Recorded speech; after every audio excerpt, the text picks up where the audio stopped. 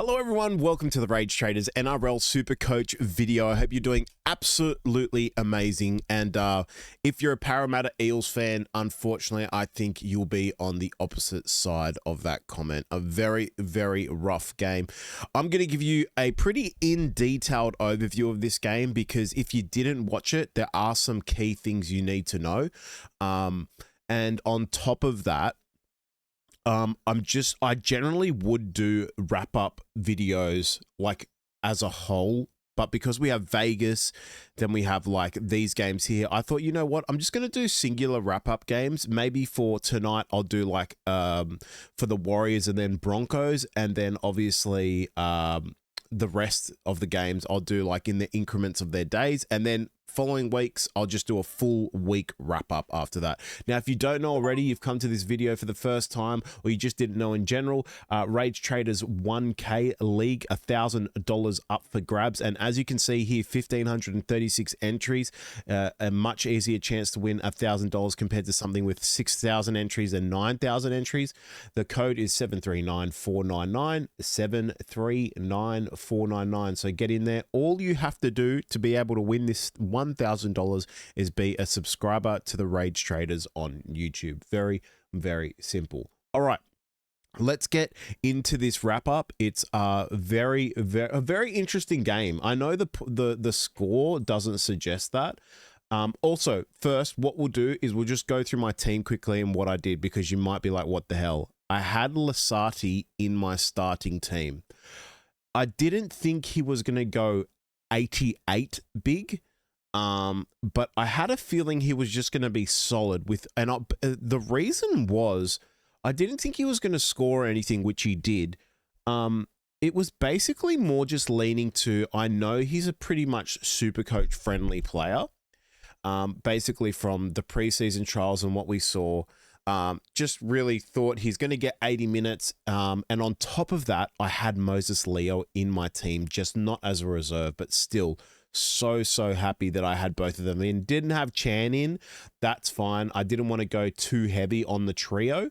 I still think Chan very early was average, and then his game picked up heavily, and that sort of was caused by the momentum of the Melbourne Storm as well. But in saying that, he did play quite good. So credit where credit is due. Sorry. All right. So yeah, my team, look, I don't have Harry Grant. We'll get into that in a second, but I do have Fa'alogo. Obviously very happy with 116. It kind of matches up with the Kalen Ponga. If you didn't have Kalen Ponga and only had Fa'alogo, you sort of got to balance out. I assume there's people out there that have Fa'alogo and Ponga, which is going to be quite big. But let's get into the wrap up and go through everything. Now, I'm going to say some pretty wild stuff here that you may not agree with, and that's fine. These are just opinions. Okay. For the first half Fa'alogo, let's just start with the Eels, because there's not much to really go on here. By far the best player for the Eels was Iongi. Had some really good moments where he created something out of nothing. 67 points. Sean Russell, 70 points. Really good to see. I actually had Sean Russell in my NRL fantasy team. Didn't want to do it in Supercoach. I did think the Eels were going to just come out and be a little bit more... what's the word to say? Just want the win a bit more, just a bit more hungrier. The thing that's crazy to me is Hopgood gets sin-binned and they still score a try, and then they get their player back and they let 52 points in a row in. Like, you just don't hear about that stuff. Sean Russell, Iongi, great in this game. I think what we were seeing a lot of was after they broke the right edge. Well, as the Parramatta Eels went to the right edge a lot, the right side a lot, because the left edge of the Melbourne Storm was a bit weak at times, and Penasini and Simonson were like exploiting that, but just nothing came to fruition from it. Like, Penasini was like half a meter away from scoring a try. And why I'm saying that is, I'm a bit worried if you're a Sean Russell owner or just a left side owner of the Eels, because they just saw that the right side was working. Maybe this was just a game thing. But again, Sean Russell still tops the scoring for the Parramatta Eels. The key thing here is Jermaine Hopgood. Now, if you didn't watch the game, and you jump into your super coaching, you're like, Jermaine Hopgood 50. Okay, he's got to be a sell. He's not getting enough minutes. Hold. The reason being, he got sin binned in the first 35 seconds. He then comes back on. I don't know the exact amount of minutes he played, but he if he didn't get sin binned, you're looking at about a 60 to 65. He also had like a couple, I think it was one or two offload errors where he went to offload and actually went forward back into like Melbourne Storm, but the offload was there, which was really good to see. And I think he's going to be a really good target for people once this draw frees up. I think it's around round 5 for the Parramatta Eels.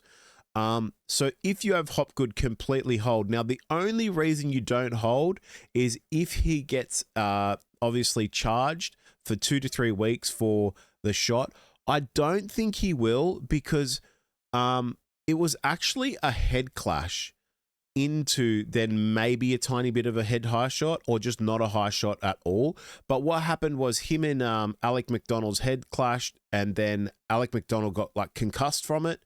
Hopgood didn't. And then essentially from there, he was sitting on -5, -10 for a while and had to work his way back up. So coming from a -5 to -10 to get to 50, very, very strong effort. So let alone, he's getting a 60 minimum in this game where they're getting absolutely dominated.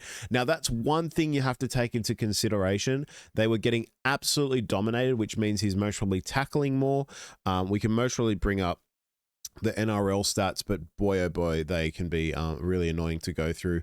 But yeah, in all like everything else aside, I think they're the only 3 players we really have to talk about. Pezzett looked really, really weak, but he's just going to be someone who sits in 5'8" and just doesn't move. Penasini actually didn't look too bad. To be honest with you, I didn't mind the look of Penasini. I think there is possibly a tiny bit of like upside to him, but nothing crazy. I think Jack Williams is like your kind of 60 plotter. And that's about it in the team, to be honest with you. Brian Kelly also not too bad, but I mean, I don't rate him as a player, especially Supercoach wise, but that's just me. All right, Melbourne Storm. So I think obviously a lot of these scores are massively inflated, and I'm going to start with Harry Grant. Now, I know I'm a non-owner, and one thing I'm never in this content creation of Supercoach is I'm not like biased or sour when I don't own a player that I could have owned and they do well. The only reason I'm still skeptical on Harry Grant was in the first, like, besides the try, right, which we will get into, he looked like a facilitator, just someone who was passing the ball and setting up the scores for a bit. And I was like, I kind of said to myself, I'm like, oh my gosh, if he keeps playing like this, his score's not going to be that great.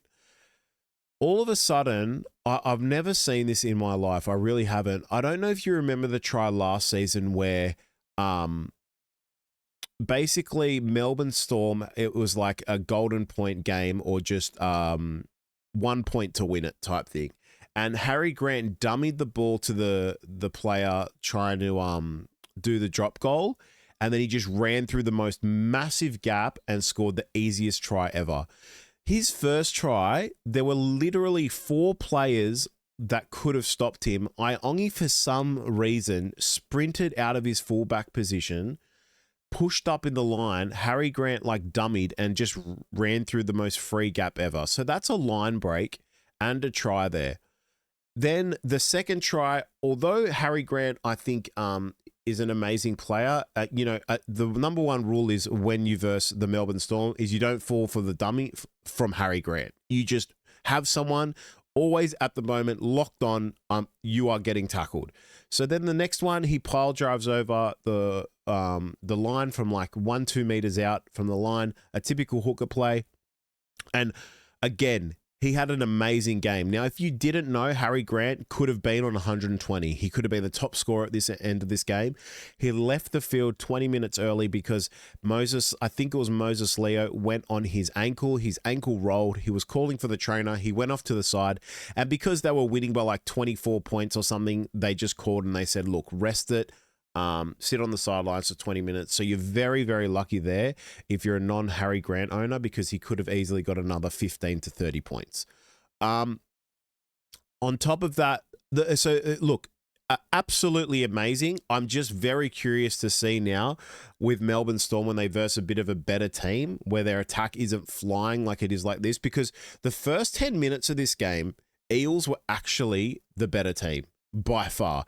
I mean, there were errors in Storm. The attack wasn't clicking. It kind of took them 15, 20 minutes to get going. Harry Grant sort of was the catalyst in that with the try, and so was Jerome Hughes, who played a really, really good game, but unfortunately it didn't like show in Supercoach terms.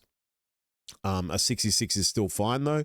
But yeah, that's my take on Harry Grant. Look, I think he's going to be amazing. I think a lot of people are going to get him in. And I'm just looking at it from a point of, if this game was like a bit of a closer game, a stalemate, what's Harry Grant going to offer?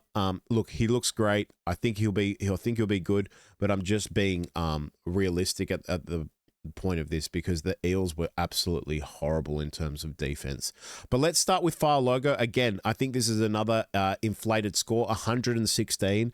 I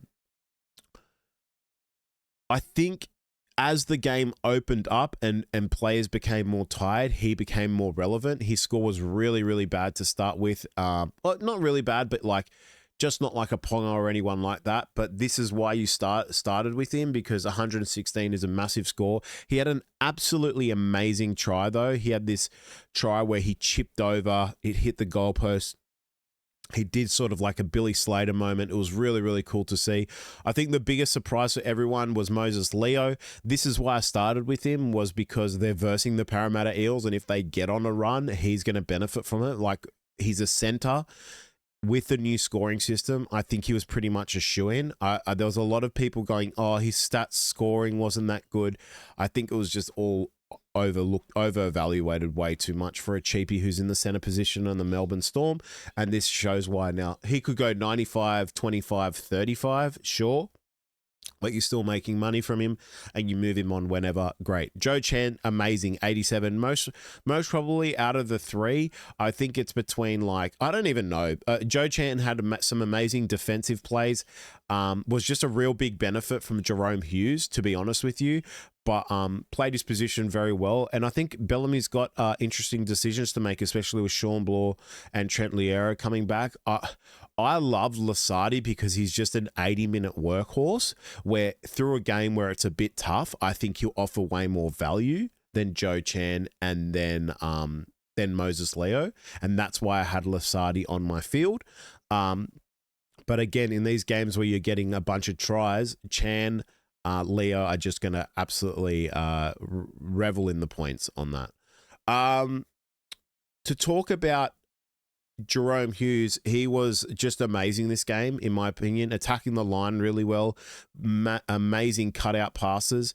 I had Warbrick in my team. I stopped. A 65 is, I'm honestly not mad about it, because Warbrick, to me, is someone that gets a 40 when he doesn't get an attacking stat with like the try and the line break. So I'm actually fine with that. Although I'd love him to be in my team, he isn't. It just looked a bit weird. Nick Meaney with a 64, that you live with that, because it looked like at times he just looks, I just don't like him in the left wing position, to be honest with you. Cameron Munster with an 80 is huge in a game like this, because yeah, I'm still a bit worried, because obviously they're not going to be scoring 52 points every game, and I don't think this team will be scoring 30 points every game. I really don't. I think this is going to be type of a bait score for people to just go, oh, we got to get on the Melbourne players ASAP, and I don't believe it is. I really don't.